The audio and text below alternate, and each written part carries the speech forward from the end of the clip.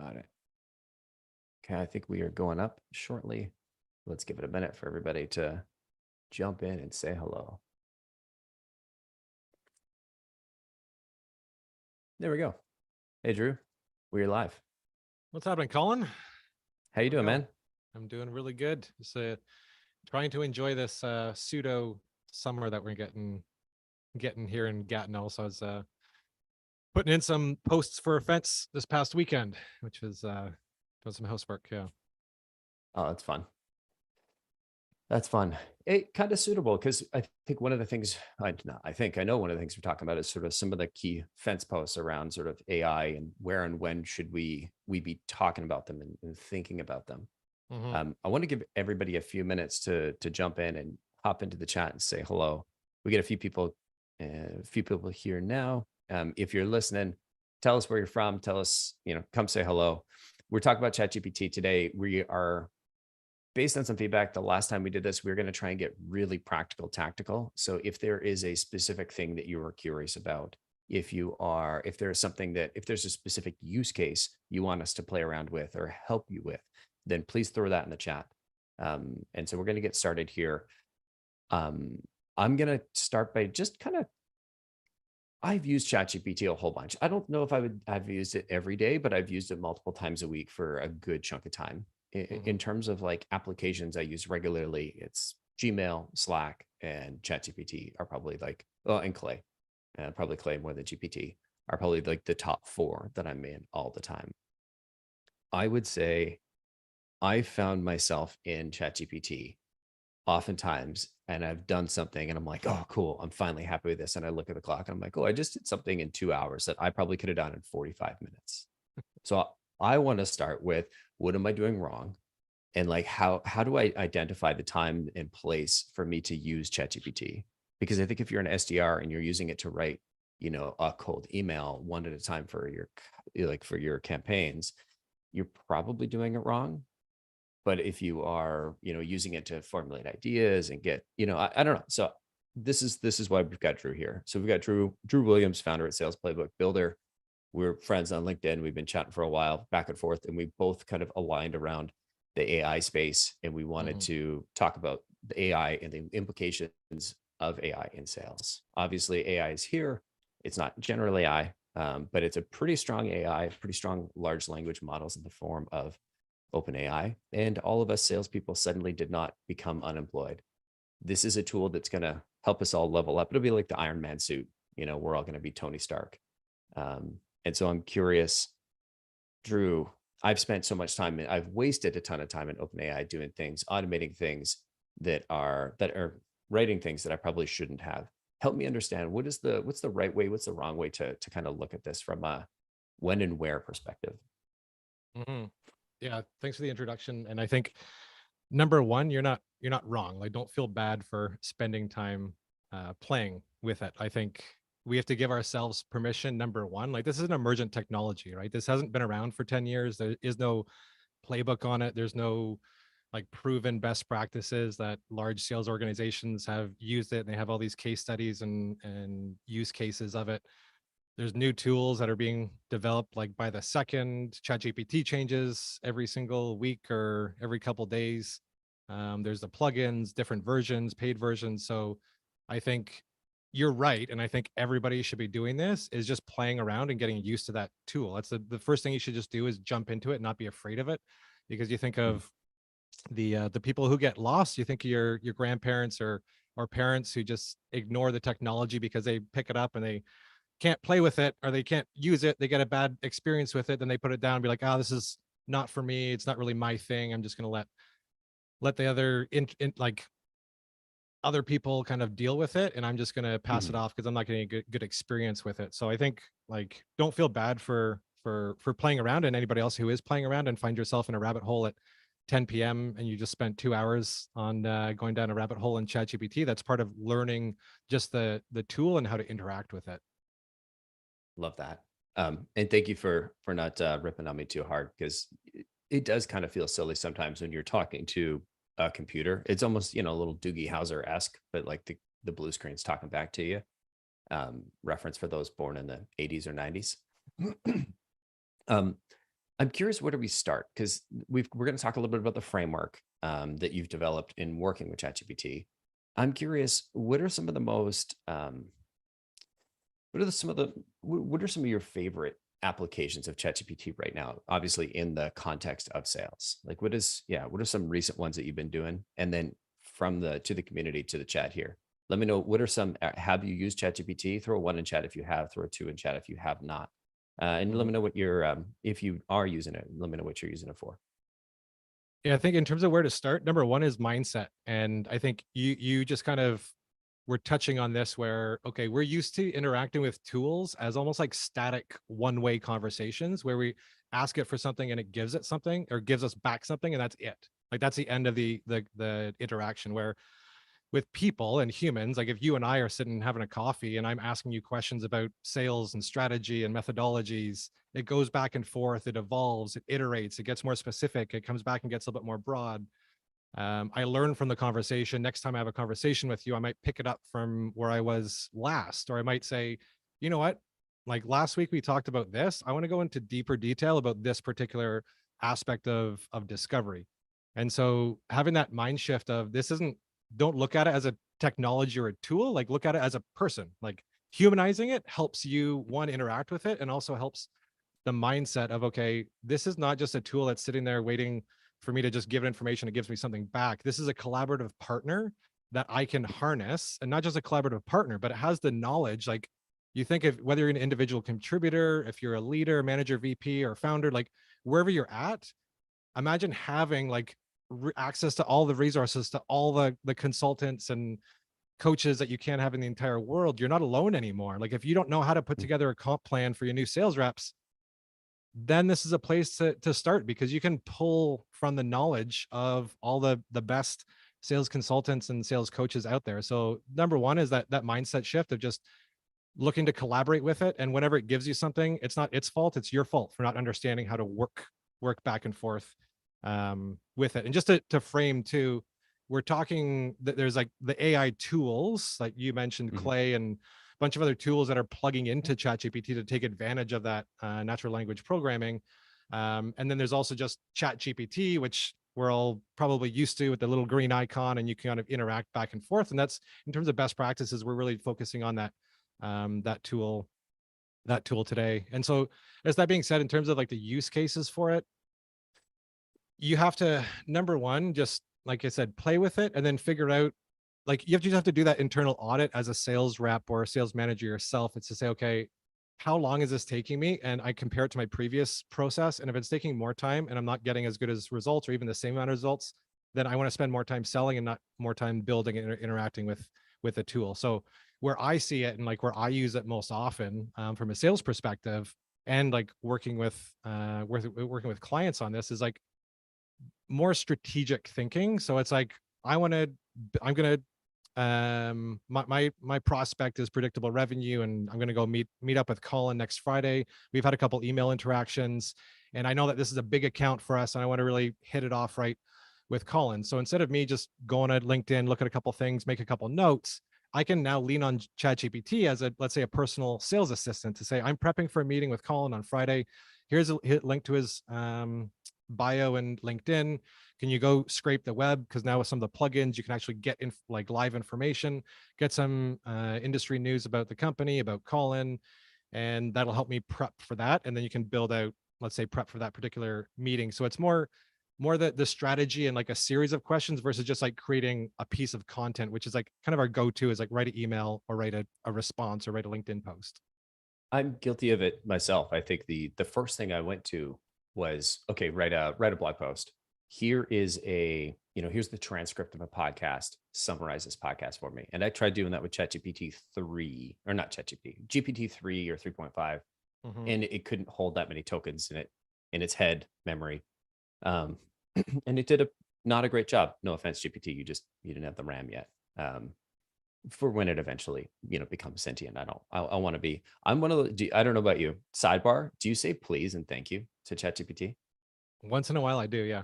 Once I do is I I say like, can you generate a list of discovery questions for a client? Or and then it's like, does it? I'm like, thanks. Can you also generate a series of qualification criteria based on that? And it seems to be like, mm, and I don't know if it's like it actually rewards you for doing that, or if it's just a nice interaction. But yeah, sometimes I say please and thank you, but also sometimes it's like there's a great thing about like thinking of it as a human. You can kind of like have a conversation and it feels okay. But then also the great thing about this human is like it doesn't get grumpy. It doesn't talk back Mhm, to you. It doesn't say I don't want to do this. It doesn't say I'm not going to help you prepare. It's like always there to service you, to mhm. serve you, which is amazing. I kind of wish it got grumpy. Be like, how come you're rude today, Drew? Like, you didn't get me flowers. I can't. That's I've Karen heard no. GPT, right? Yeah, there you go.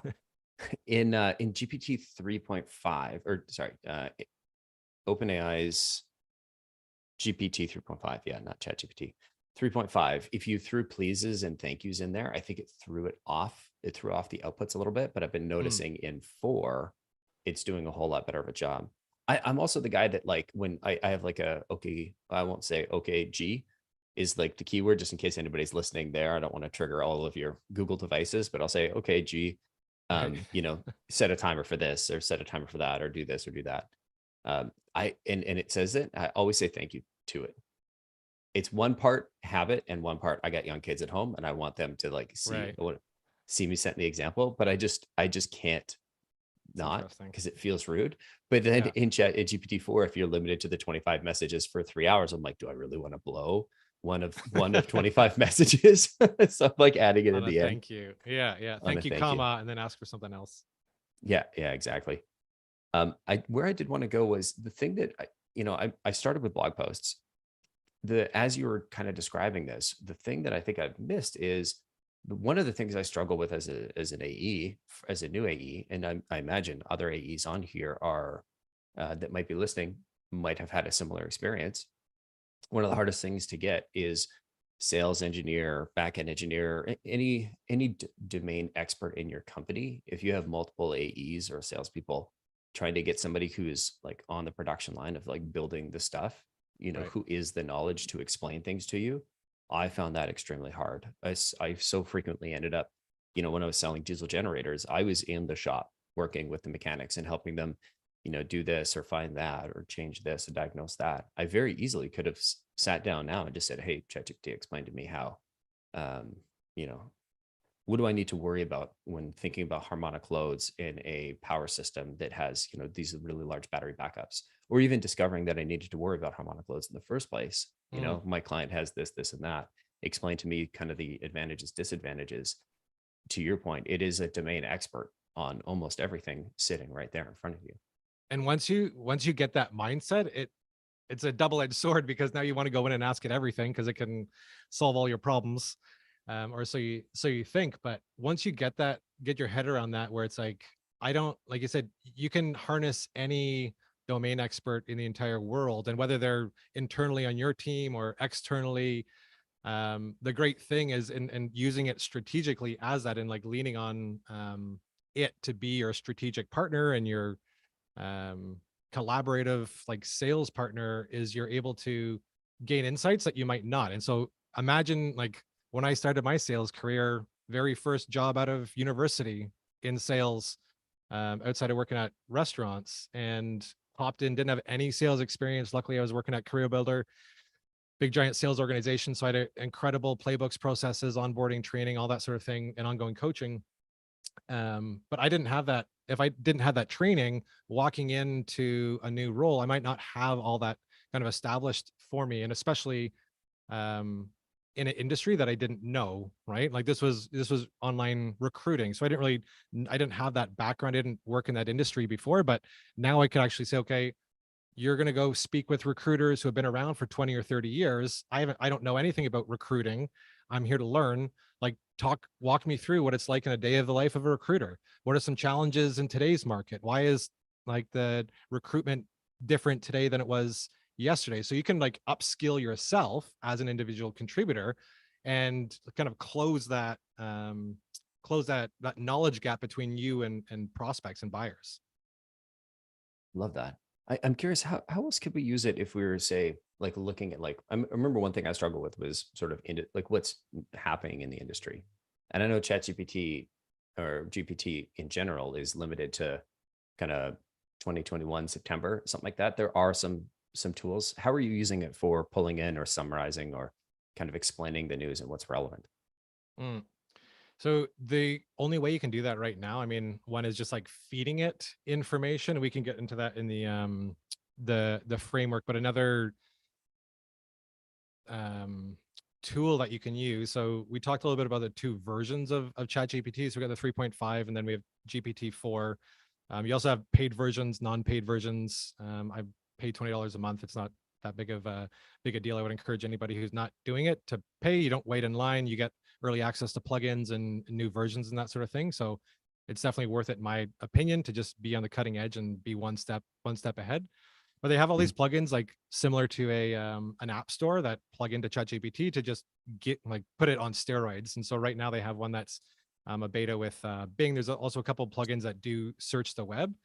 So Mhm. for example, like I just put in, if I'm meeting up with Colin on Friday, I asked it to I need your help to prepare and so act as an executive assistant for myself and pull together an up-to-date prospect profile, include recent company news, summary Colin's work history, and any news about Colin. So we have some, what's cool. So it actually like scrapes the web and you can like see what it does here. So it goes into Bing, it searches for Bing, it clicks on this, it reads it, it captures information, goes back to the search, clicks on something else.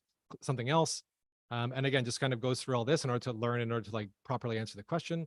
So we got some Mhm. information on predictable revenue, and it's also like links you to those particular um, resources and like sources, so you can actually go see it and read a little bit more detail about that. But yeah, it touches on the kind of transformations that you've been going through. I kind of knew this through the grapevine, and you can definitely kind of see the fresh face on the website. But let's say I didn't know about predictable revenue, I just got a warm introduction to you.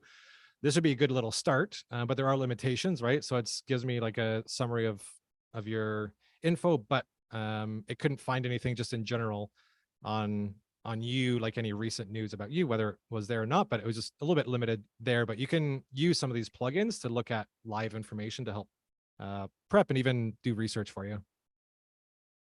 I love that. To chat, I'm curious, what kind of research, or is anybody here using ChatGPT or anything like this for research or summarizing or anything like this?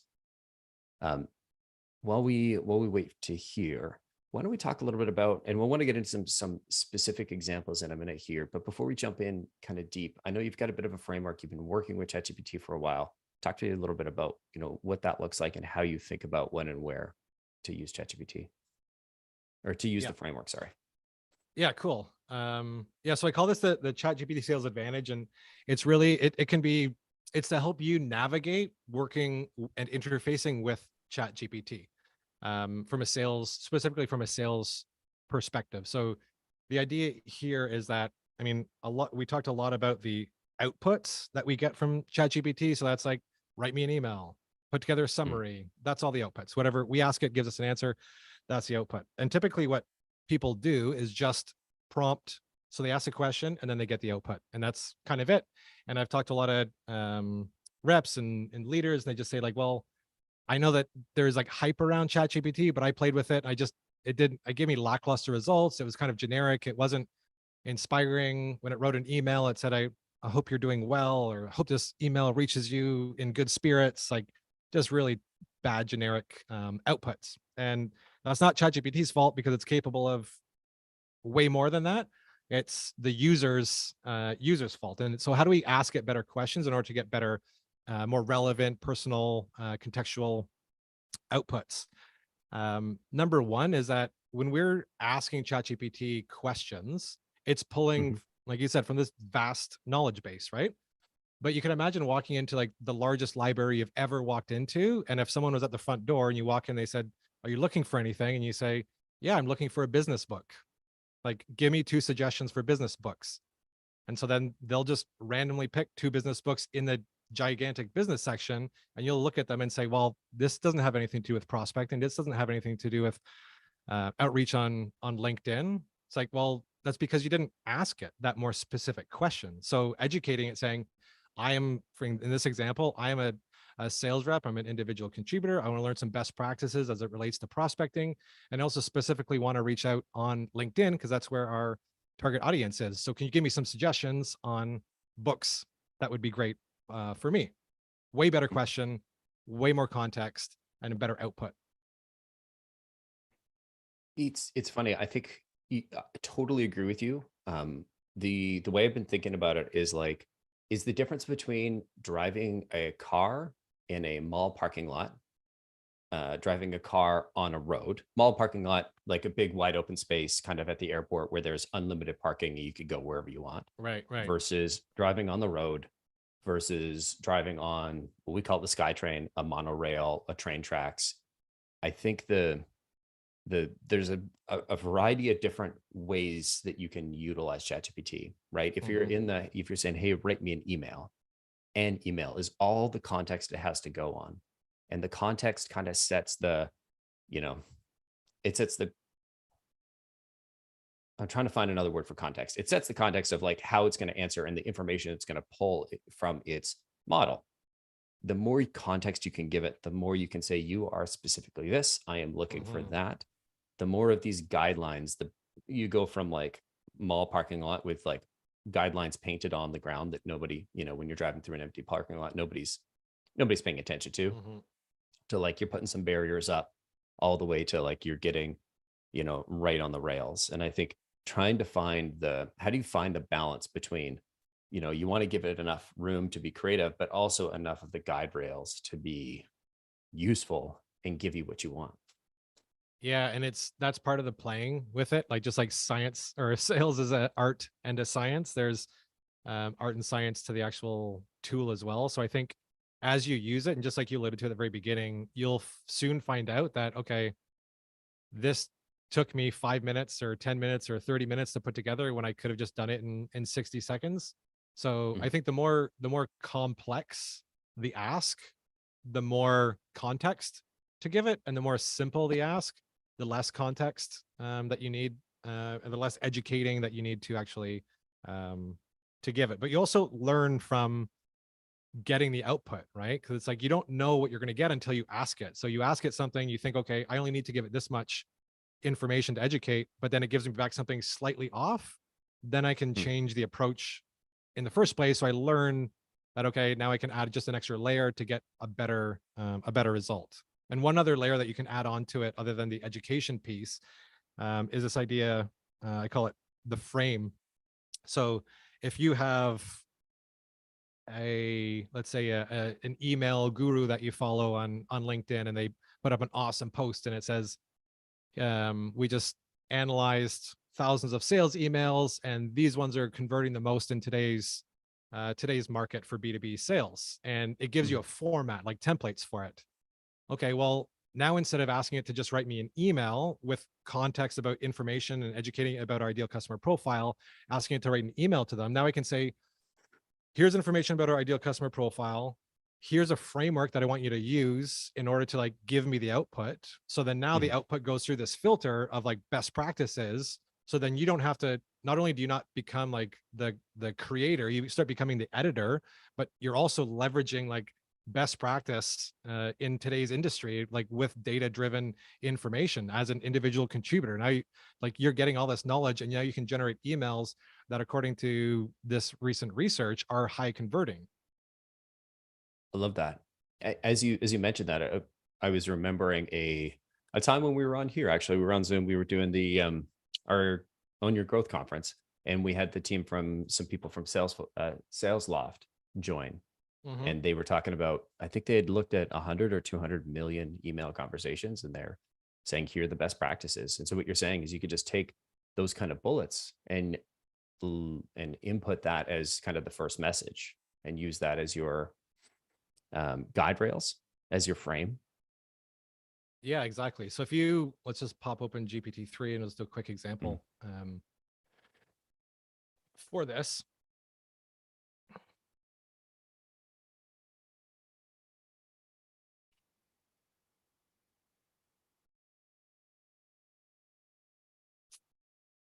And of course, anytime you try and show something screen share on Zoom, it never wants to cooperate. It's just a little slower. Cool. So there's a few, I've got this is a sales outreach playbook. Just found some best practices for emails, cold calls, sequencing, and that sort of thing. So anyway, this is just an example of one. This is just one that's a 3x3 rule. So it's 3 bodies of text under 3 lines, context, value, and ask, let's say. So that's one. Here's another example: personalization, pain, how you help, call to action. So let's just use this as a format. So if we think of the educate, frame, prompt, output, let's just say we're going to put this in as the framing of it. And then we'll educate a little bit with, let's say, information about my company. So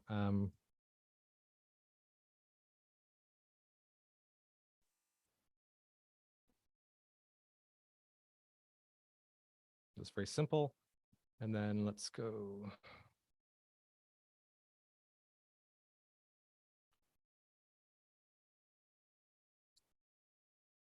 So there's just a little bit of information. I'm just educating it on my ideal customer profile.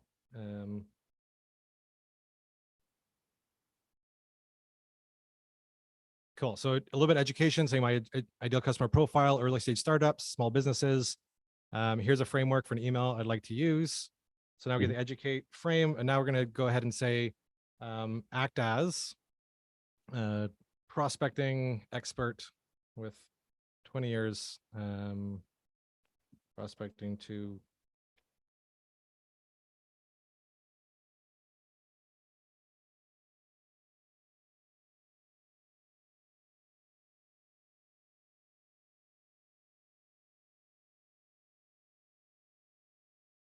let's see what it says.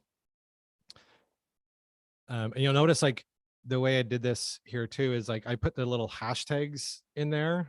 So usually what I do to help ChatGPT understand the format of it, because when you think of best practices, what we want to do is keep it simple and straightforward for ChatGPT. So it can definitely digest a lot, but the better we are at organizing it for it, it's going to help get a better output. So typically what I do is put the educate and the frame at the beginning, and then just do the hashtags and like, okay, here's the act as, and then here's what I want you to actually generate. And you'll notice like very straightforward, doing an act as to get it like laser focused, so it knows where to be and what kind of mindset to be in.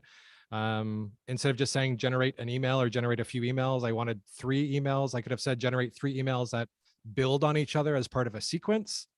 I could also, if I had the, let's say, pains and challenges outlined in my own playbook, I could add that in to say, here's our ideal customer profile, here's our pains and challenges, here's a framework. Now write it. So we can look at the outputs here. So what do you say the framework was? Personalize, pain, and then how we can help.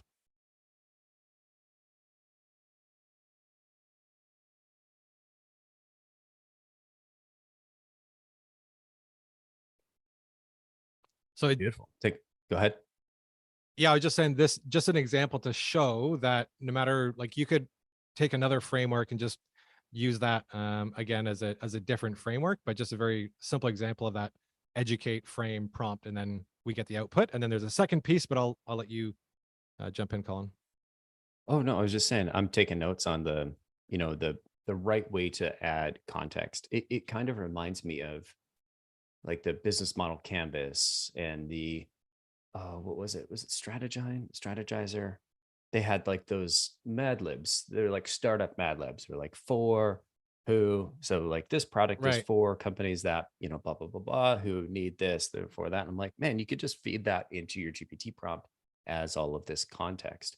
That's certainly one thing that I was not doing when I was writing the email.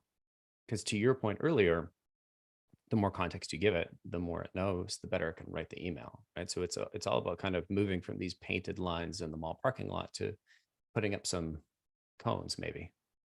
Yeah, exactly.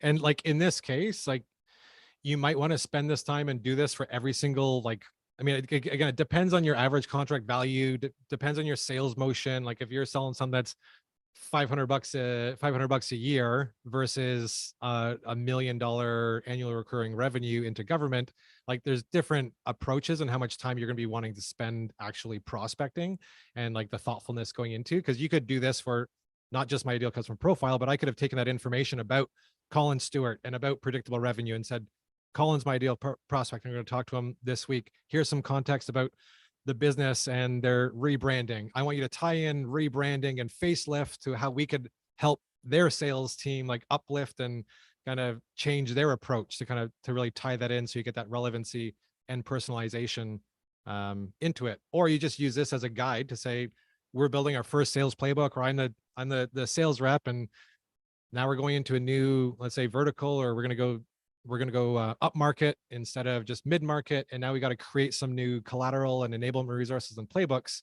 So this is a great start to just use as a framework to use this as part of your cold outreach. Then you can do some A/B testing on it and adjust it. But you might spend 10-15 minutes like perfecting this, because if you do that, or even 30 minutes or an hour, because if you're going to be using it hundreds of times or thousands of times, then it's okay to spend that much time. But if it's just for one, then in this case might not. So just it depends. Right.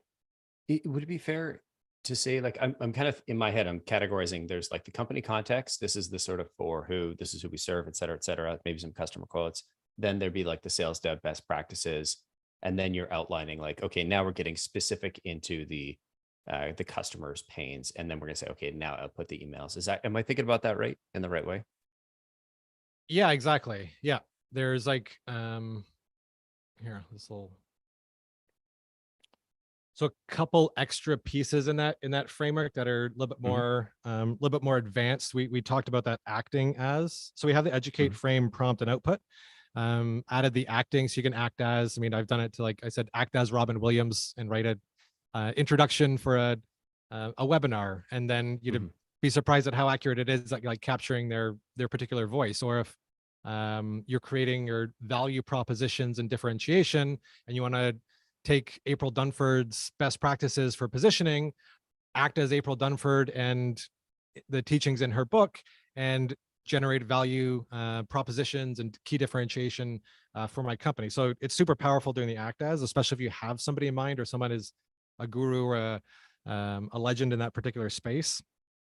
Then there's a couple other ones, just like we talked about it, just in terms of like contextualizing it, identifying who the actual person or the audience is that this prompt is for, and then personalizing it to your likeness or your company's brand, right? So if you're dealing with very professional, straightforward, no joking around type of prospects and buyers, then you can contextualize or personalize all the outputs to be in that particular tone. Or if you have a more fun, engaging emoji type brand, then you can make sure that you're kind of adding that personalization in so it does sound like the brand. And over time, this is the other cool thing, and is that it could actually learn to like act as you, or like capture your voice, right? Like you can imagine like all the emails that you've written and communications, and maybe even like transcripts of webinars and sales conversations that feed into ChatGPT to say, analyze my sales voice. And in the future, when I'm writing these emails, keep it in this particular tone, or analyze my tone. Like, what is my tone?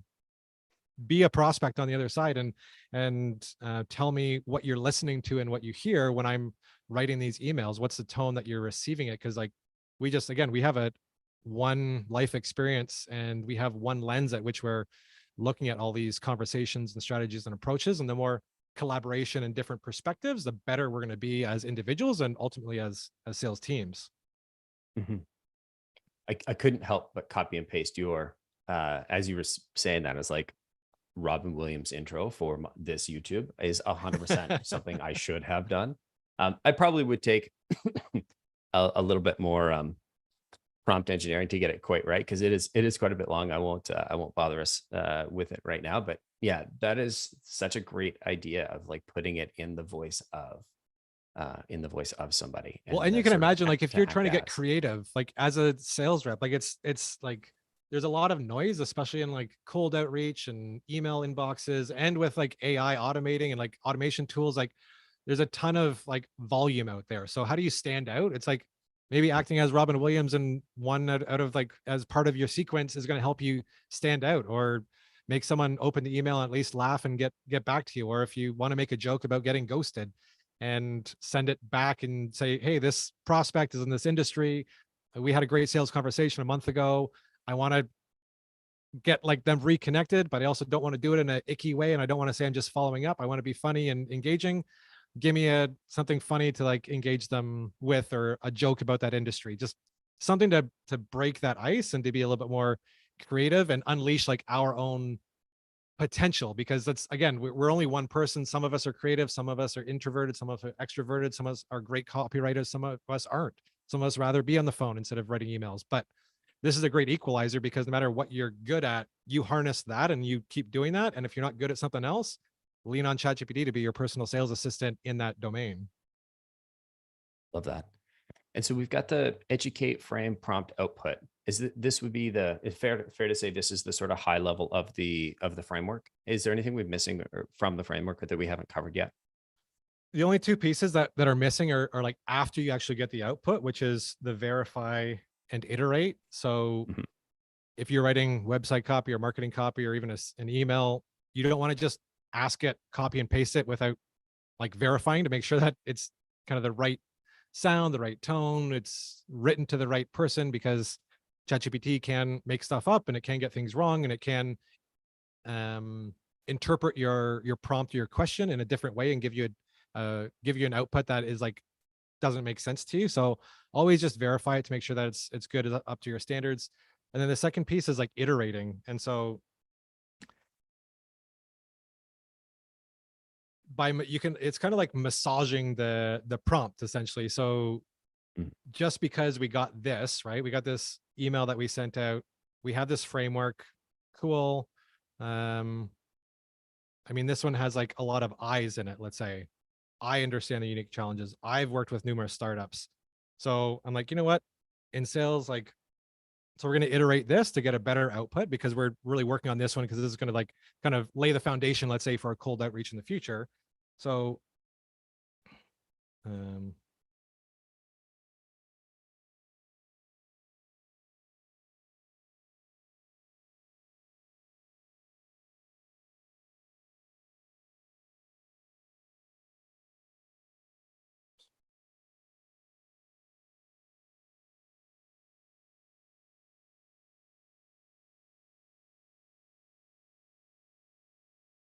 And when we finish this one, we've got Diana has added a couple of comments. I don't think she's live anymore. She asked if it was going to be recorded afterwards. We'll get into some specific examples. But yeah, go ahead with this one, and then we'll maybe switch gears and do a couple more examples from chat here.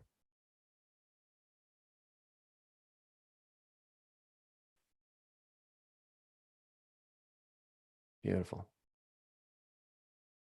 Love cool. the So it's not so bad. question. But yeah, the idea is you can just Yeah. like start iterating on it and modifying it. And then once you've kind of landed on something, like what I typically do just in terms of like flow is like have this, like I've got the sales playbook, but I also have like a prompt playbook that I'm just building over time. So as Mm. an individual contributor, you have your own prompt playbook, so you can just like reach back into it when you want to do something over again. Or if you're on a team, like sharing that in a Slack channel or having a shared Google Doc or a Notion page to just kind of share these best practices, because if you're playing with it, chances are like your team is playing with it as well. So don't play with it in a silo, like play with it together. Because again, the more perspectives and different ideas and suggestions and feedback, the better we all will be. Beautiful. When I was looking at what Diana was asking, um, they're they're using it for researching clients or trends in a specific industry. Yeah. And so specifically, they're going after the legal industry with a strong emphasis on business development and information workflow. Dan, if you're still around, I'd love a little bit more context there. But Drew, going off what we have here, because I think they may have dropped, how would you approach solving this problem? And I'm going to make some assumptions about Dan. I don't know anything about them. Let's assume they are new to selling into this industry.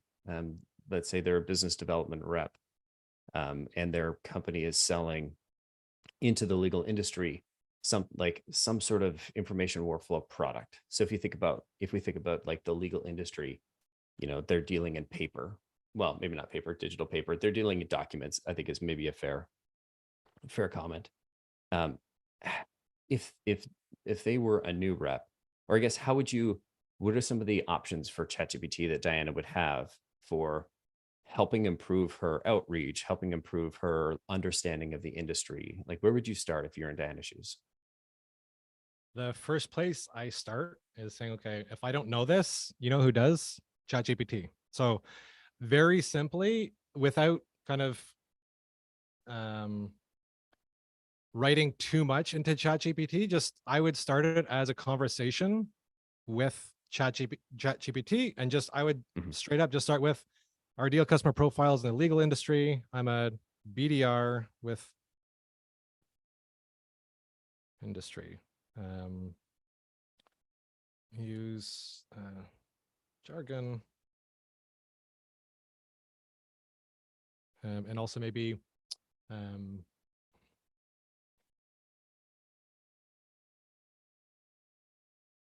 cool. So here's our ideal customer profile. I'm a BDR with no experience. Don't use legal jargon when explaining, and I'm going to want you to write this in a 7th grade reading level. So that's a little bit of the educating. I'm not going to do any framing here, other than I guess just added that write it in a grade 7 level, but that's kind of the educate frame piece. And now let's ask it, tell me about the legal industry and these of prospects. And for this one, so there's 2 versions, right? There's a 3.5 and the 4. Mhm. The GPT 3.5, for those that aren't familiar with the 2, it's a lot faster and gives you like almost instant results. It doesn't have to think too much. So as a result, when you're creating, let's say, more simpler tasks, like more straightforward, like write me an email, rewrite this, asking a couple of questions, then I would go to the 3.5. In this case, I might, because it is a little bit more analytical and thoughtful, probably would jump into the GPT-4 to give me a better response. But for now, I'm just going to leave it in 3 because it's a little bit faster, and we'll get some talking points in here. So I would just start here. Okay, I'm looking at the legal industry expertise. Mhm. And then you said we sell Mhm. our product is what? Workflow? Yeah, let's assume it's in the information workflow. Yeah.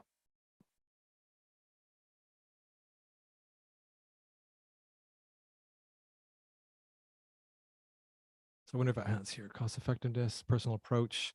So I mean, already it's framing the priorities, right? So like it's telling me right now, if I don't know anything about the legal industry, okay, they're looking for expertise. So they want people with deep knowledge. So if I don't know anything, I better, before I have a sales conversation, this is telling me I better know my stuff and prep for that. Where maybe other industries you don't have to know a deep of knowledge. When you're thinking of legal industry, trust and confidentiality. So if we're selling a SaaS product, then we better have our buttons nice and tight when we go into contract negotiations, because they're going to hit us a little bit harder than different industries. Again, communication responsiveness. Their job is all about responding and keeping clients happy and responding to their inquiries. So they expect that on your side. So already I'm like empathizing, putting myself into their shoes, and then what you do is like dig a little bit deeper. Let's say so. Okay, we talked about paperwork. So let's say information sharing, right? So one of Mhm. the great things about our information workflow tool is that we are super collaborative, but it's private and it's not Google Docs, so it's like great for the lawyers and their clients. So we specialize in info sharing, and then I just copy and pasted the information from the previous prompt. Um,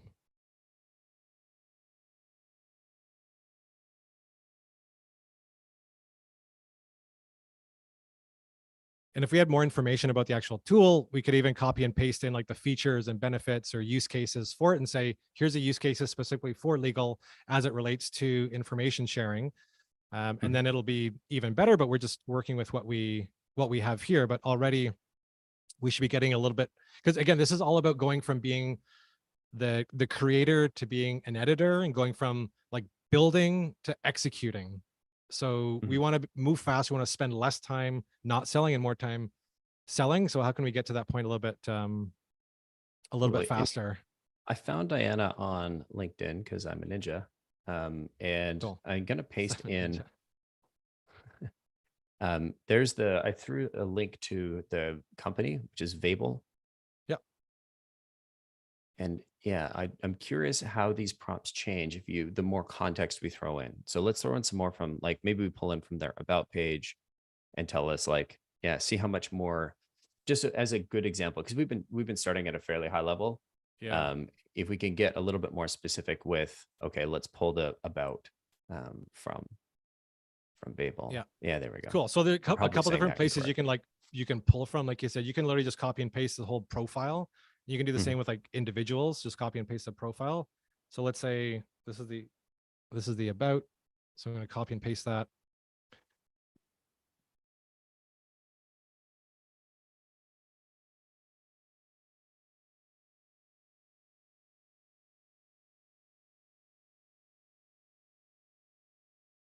Oh, that's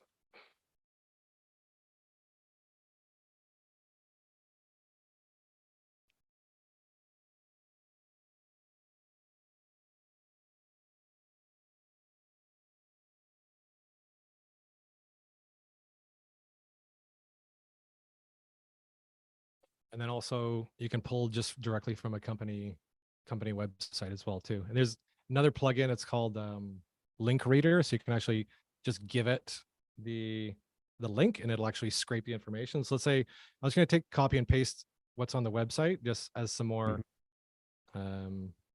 education. Oh, there it is. Yeah, link reader, got it. Cool. So let's do this. Generate company summary.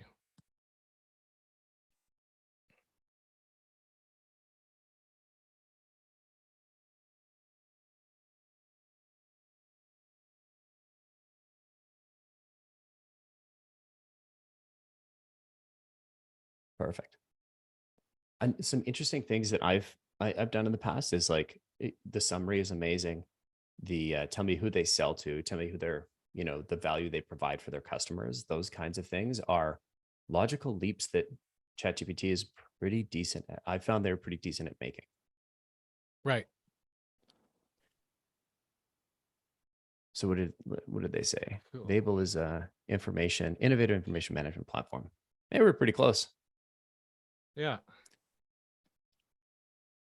Cool. Now, Why don't you let's ask it. Oh, you go first. You go no, first. go. I was going to say ask who GPT thinks their best customers are. Yeah. So let's do one better than that. So again, every time you think about asking, you can always ask it just a straight up question like that, which is just a prompt. But I just encourage everybody before you like put your fingers to keys and go to ChatGPT. Is there anything that it can educate and anything that we can frame in order to get a better response? Because sometimes we get excited. We're like, okay, cool, we got this. Let's just keep it asking it another thing, and then it unravels a little bit and it's not as good. So it's like, again, the better the prompts, the better we get out. So you were talking about ideal customer profile. Mhm. Cool. Let me just pull up I've got my own little prompt playbook. So I'm just going to pull this one up and copy and paste it in. If it's awake, but it's not. Let's see.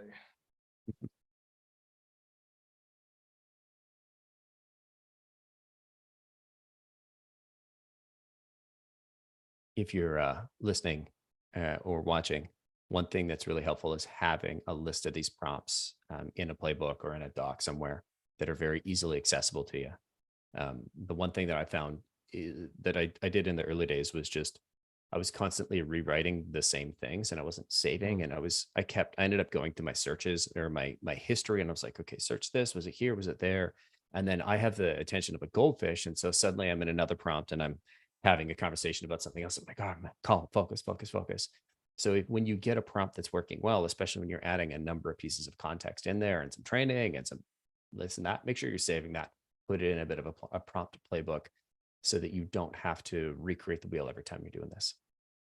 Yeah. And you can organize these. So like I would also recommend, I got the prompt, it's coming in. It's just like a little bit slow, but we got it. I organized mine. Like I put little, just like short organizers here, like little folders. So fun means I'm just having fun with it and goofing around. And then these are playbooks that I've created. So I just kind of label them playbooks. So it's a little bit easier to find. Cause like if you're in here playing all the time, like you get new chats that happen and all of a sudden it gets lost. Right.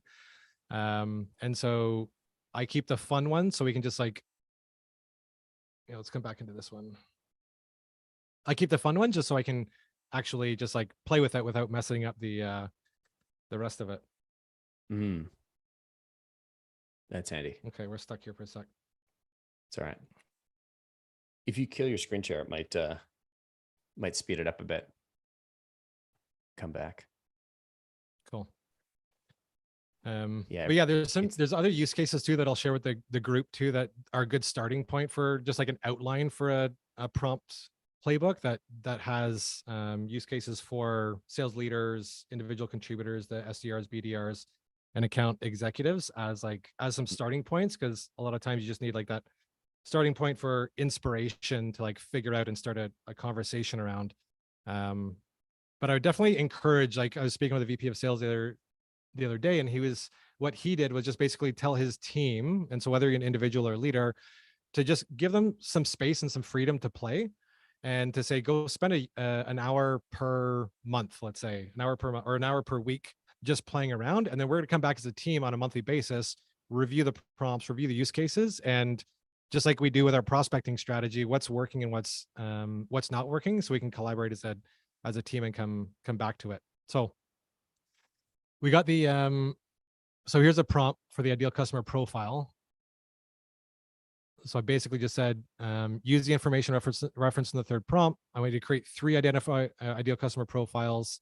I also asked them to include specific details. Also encouraging it to get granular in terms of giving some details.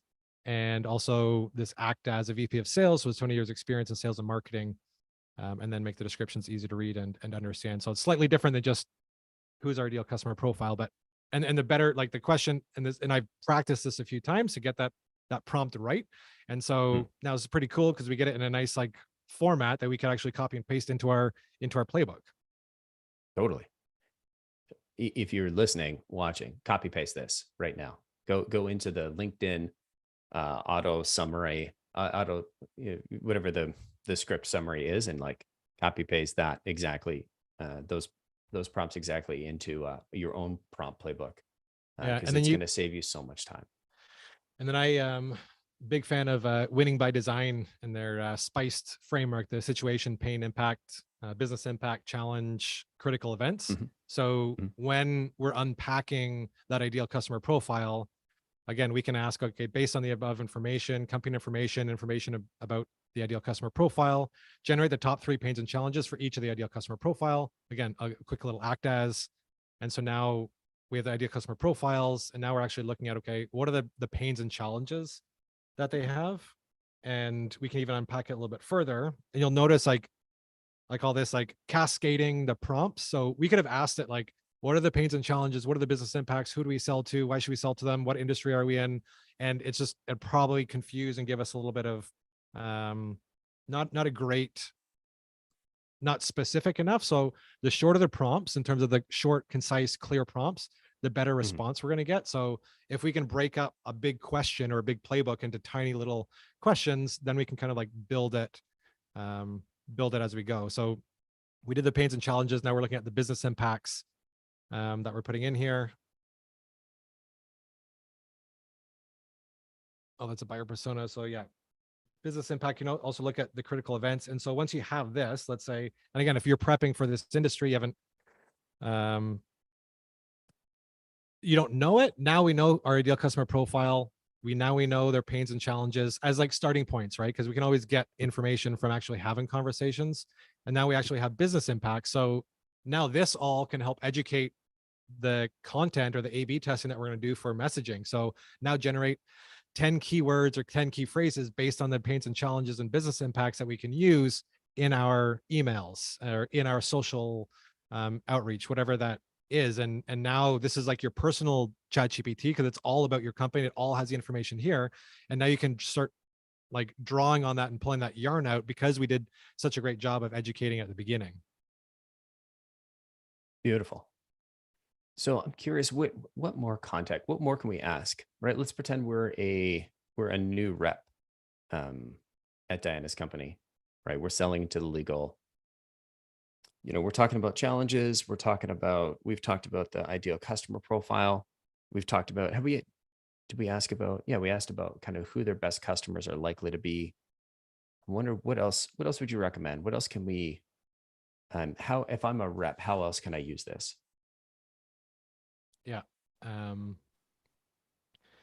So a couple other like, if you don't know. So like what might help is like, how do we win versus competition, or how do we position ourselves there too, to just like prep for these sales Mhm. conversations, and to build those, like proactively build these playbooks. We can also ask to like, let's say I'm going into a, so this is an industry, this was talking about sales playbook builder.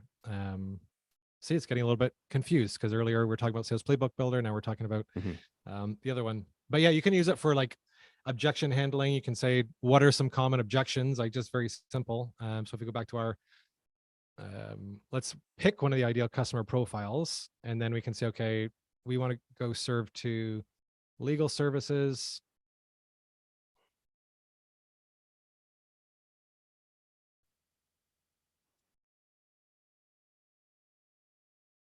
What are some objections?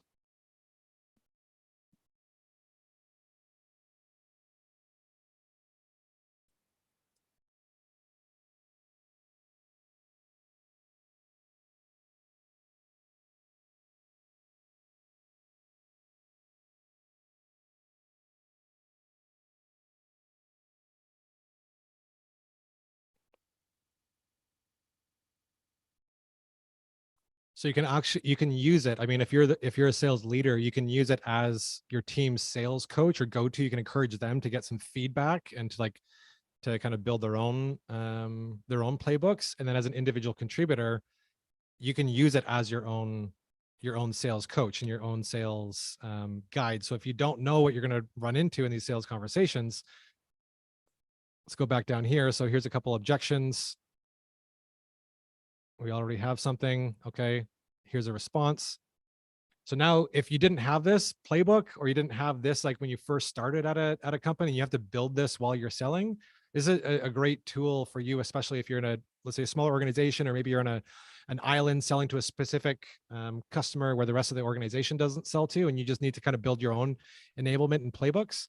A great place to start building this as a starting point, so that when you go into a sales conversation on Friday, your first conversation, you've never talked to legal experts before. Now you know a little bit about the industry, their pains and challenges. You can talk about it, and you're also prepped by looking at some of these objections, right? So we're going to be concerned about data and security. So now going in, you can write up a script to say, how can I reassure them? And again, let's do this. Reassure profile and their concerns. Like so again, just like asking it real like human questions. So Mhm. treating it as if it was someone that was there helping you through that sales process, helping you navigate that industry, helping you navigate a conversation um, with somebody. So just it could Could you provide you ask with it some to of the role scripts. play with you and say, "This is my context. I am this. You are the prospect." Um, can you role play a conversation where you have objections about my offering, and like see how I handle them? Anytime you have a question, ask ChatGPT if it can do that, and then ask Yeah. how it can do that. That's how I start, is just saying, can you do this? Can you role play with me and do this? And then it's like, how would we do this? Mhm. So here we go. No, you act as the prospect.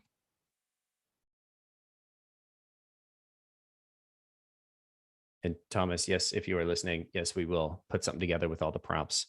Um, and Vero and our marketing team will get you that. For those that aren't looking at the chat, if you are subscribed to the event and you gave us your email, you'll like that's how you got subscribed. You'll get an email from us with a follow up on with some of the prompts and some of the things. If you're not, then we'll try and find a way to tag it in the description. Yeah, we'll sort that out later. But great question, Thomas. Good to see you, friend. And thanks for joining us today. Interesting. I don't want to distract too much because this was kind of just a off the top of my head kind of comment here. I want to wrap with Drew. What are what's one of your favorite prompts that you've used for GPT that maybe, I don't know, maybe made you smile? Doesn't have to be sales related. It could be just a random use case outside of sales, marketing, customer stuff. Give me let's finish with one example just outside of the normal stuff we were talking about today. Yeah. I think one thing that's on top of sellers' minds is this idea of, one is like personal branding and how do I leverage my LinkedIn profile, my social profile in sales. And so a great way to just kind of give yourself a quick audit or analysis is to, and I put a LinkedIn post about this and I can share it with Vero to share with the group, but essentially go to your own LinkedIn profile, copy and paste the information on your profile and Mhm. take a sample of a couple posts that you've created because there's a limit to how much you can educate it. So your profile, your all the about, like all that information, put it in there. Say, analyze my profile and act as a marketer, content creator with 10 years of experience, and give me an analysis on the tone, feel, and what my profile says about me. And then it'll instantly give you third party, non bias feedback about what that actually says to your prospects. And so then once you get that information, then you can say, hey, I sell to founders, startup founders in the legal industry. Does my profile match with their pains and challenges? And it is aligned to the messaging that would resonate with them. If not, give me some suggestions. And so right there, you can give yourself a quick audit and like a quick modification facelift of your LinkedIn profile and use your LinkedIn profile as a selling tool and as a lead generation tool. Love it. That's yeah, that's a really great idea. I am a much sillier human and I love getting it to write jokes for my prospects. And so I will wrap with I asked ChatGPT 4 to tell me a dad joke about sales leaders in the legal industry. So why don't sales leaders in the legal industry play hide and seek? Why, Colin? Because it's hard to hide when everyone can see your briefs. I Y- love it. I feel like we should have done. Have you seen those challenges where you have to like hold water in your mouth and then go back and forth? You can't laugh because it's the dad jokes. So we could have ended on that, but we'll do that on another another chat. Absolutely. Drew, thank you so much for joining us today. If people want to get in touch, is LinkedIn the best way to reach out? Yeah, connect with me on LinkedIn. Vero can put it in the chat in YouTube. But you can find me, just look up Drew Williams, Drew Sales Playbook Williams. I'll be on Cool. there. I post regularly, so lots more ChatGPT insights and that sort of thing coming. And there's in my profile is a free download for a sales playbook template. So if you're building out your own resources, your own enablement, great place to start. Right on. Thank you so much, Drew. And everybody, thanks for listening. Thanks for joining us today. We'll see you all next week. Cheers.